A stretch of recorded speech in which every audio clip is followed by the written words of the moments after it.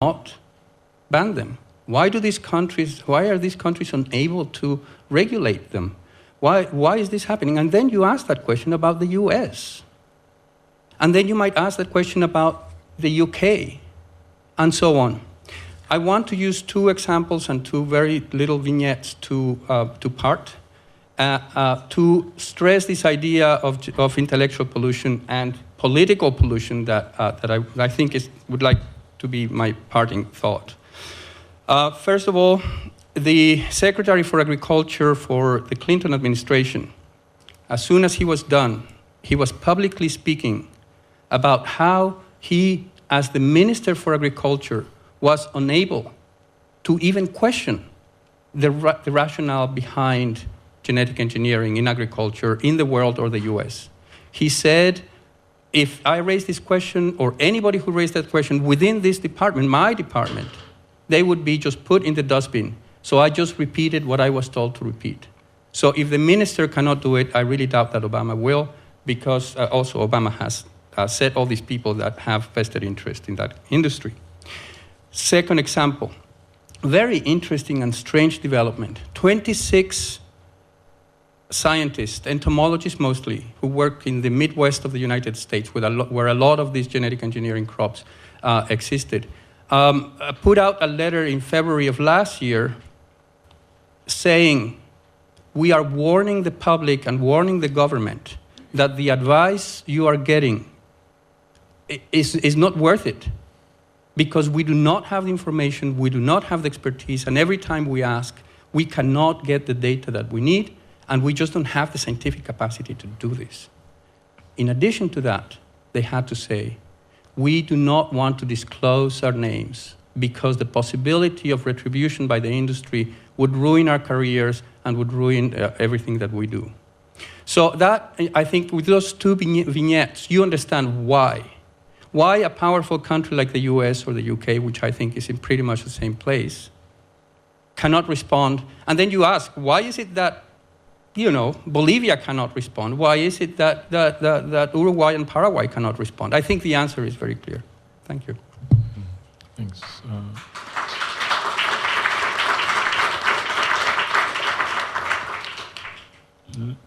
Janet? Okay, yes. Yes, just a quick comment with regards to the divest or use the ownership right. I must let you know that the the ownership argument used by a lot of investors saying that when we divest, we don't have the possibility to talk to the company in order to influence. That's just bullshit. That's something that they're saying to fool you, because if a big investor knocks on the door of a company saying, we don't have shares in your company, but we would like to, if you just change your behavior a little bit, we will buy 1% of your company. Do you think the company would say, lock the door and say no? They would say, welcome in and we'll try to fix and make you happy. And of course, you could buy shares. So that's a very important thing to be aware of. That being said, ownership can be an important tool because you can actually raise resolutions on a company's AGM. And that could be a strategy for which you could try to influence the Norges Bank, where you could say, is there a possibility to get Monsanto to, for example, do a report telling investors about the risks and opportunities in terms of GMO and their business. That's something that could be raised on their AGM.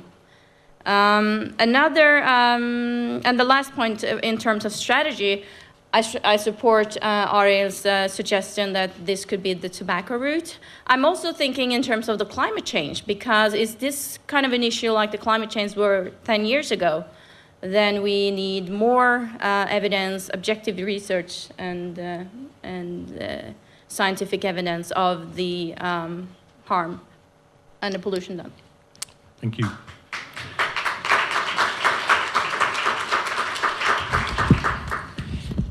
It seems to me like that Jeanette is agitating that we should buy shares in Monsanto in order to raise these proposals. the way that Greenpeace and WWF has done when Statoil and tar sands. I'm not sure if I'm going to do that. There is a question that many has raised. Why do we listen to these companies? Why do we not ban GMO? I think the reason is quite simple. They say something that we think is very convenient.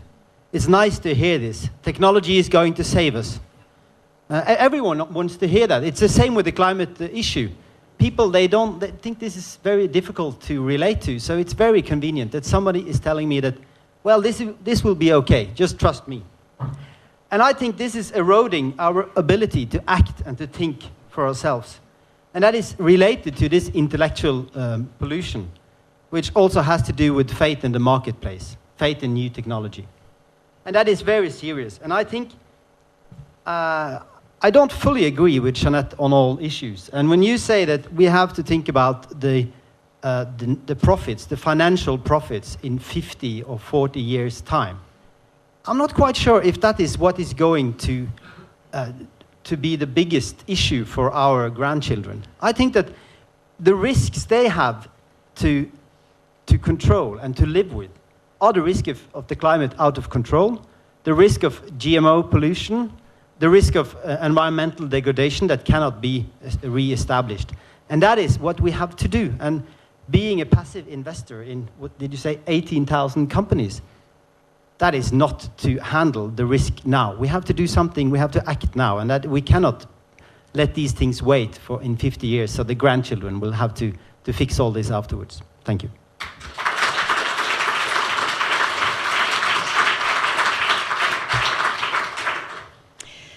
Now, many years ago, when we started this whole campaign, and there were several organizations and individuals involved in fighting to get the ethical guidelines for the so-called oil fund, the argument run by the other side was that, no, we had to earn money for, the future. We had to make sure that we took the right investments. We had to follow the business interests, and to follow ethical interests.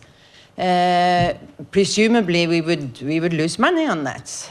Now, it was severely documented that we could earn money, we could look after our economic interests and still behave in an ethically defendable way, following our human rights. And I still believe that is the case.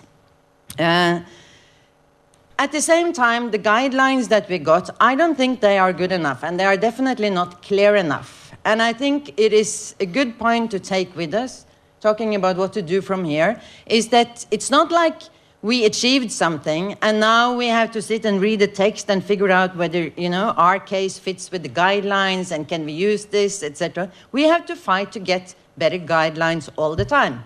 So it's a continuous political issue.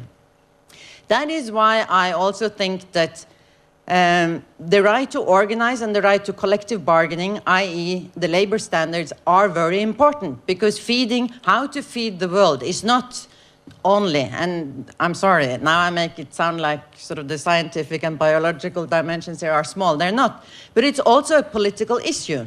I believe that these issues in India, for example, are easier to fight if people have the rights to do so. They have the right to organize, they have the right to mobilize, and they have the space to do so. So I want those rights to be respected, and I want them in the ethical guidelines. Now, our American friend asked us, if you can't fix this, who can? I mean, it's an American company. We can do some things, but it's a legal entity in the US, as far as I know. And you even have the Torts Alien Act that you can use. So, you have your part of the job to do as well, to take home with you. We can do our part. It's not a Norwegian company.